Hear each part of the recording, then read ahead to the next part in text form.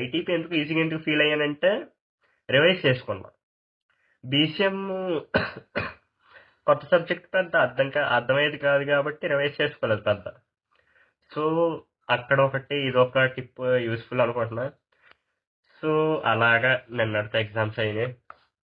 ఈరోజు దీని మీద వీడియో చేసి కొన్ని టిప్స్ ఇద్దాం అనుకున్నా. సో 3 టిప్స్ ఏంటంటే ఓవర్ కాన్ఫిడెంట్ ఉండద్దు. ఏమన్నా మీకు సబ్జెక్ట్ బాగా వస్తుంది, కొంచెం స్లోగా చూసుకుని క్వశ్చన్ చదువుకుని రాసుకోండి. So tip number 1. Tip number 2 ఏంటంటే చాయిస్ క్వశ్చన్ రాయడానికి ట్రై చేయండి. అంటే ఇప్పుడు 3 క్వశ్చన్స్ కదా, ఒకవేళ మీకు ఛాన్స్ ఉండి మీకు చాయిస్ క్వశ్చన్స్ అని ఇస్తే రాసుకోండి. ఒకవేళ లేకపోతే నేనేం చేయలేను. సో 3 క్వశ్చన్స్లో మీకు 2 క్వశ్చన్స్ బాగా వచ్చు, అవి బాగా రాచ్చు. థర్డ్ క్వశ్చన్ అనేది 2 పర్లేదు, అలా అలా వచ్చు. 2 రాయడంలో ఉపయోగం ఏంటంటే ఒకవేళ ఒక దానికి సరిగ్గా గుర్తు రాకపోయినా ఇంకోటి కొంచెం బాగా రాస్తే ఇందులో 4 మార్క్స్ వచ్చి ఇందులో 6 మార్క్స్ వచ్చింది. 6 మార్క్స్ అనేవి వస్తాయి కదా. సో 2 మార్క్స్ అనేది అక్కడ బెనిఫిట్ అవుద్ది. సో ఇది నా టిప్ నెంబర్ 2 అనమాట. అండ్ టిప్ నెంబర్ 3, రివైజ్ అంటే కనీసం బుక్ ఎట్టుకొని చదువుకుంటాం.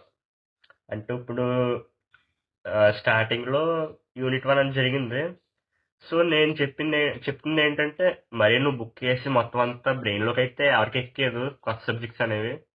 సో కొత్త సబ్జెక్ట్స్ అని ఏమన్నా ఎప్పుడైనా ఇంట్రడ్యూస్ అయితే కొంచెం ప్రతిరోజు ఇంటికి వెళ్ళాక ఫ్రీ టైంలోనే ఎప్పుడొకప్పుడు 10-20 మినిట్స్ అనేది దాని మీద స్పెండ్ చేస్తే అది డిఫికల్ట్ అయినా నువ్వు రోజు రివైజ్ చేస్తున్నావు లేదా బుక్ చేసుకుని కూర్చోవడం కనీసం ఏదైనా గుర్తుంటుంది.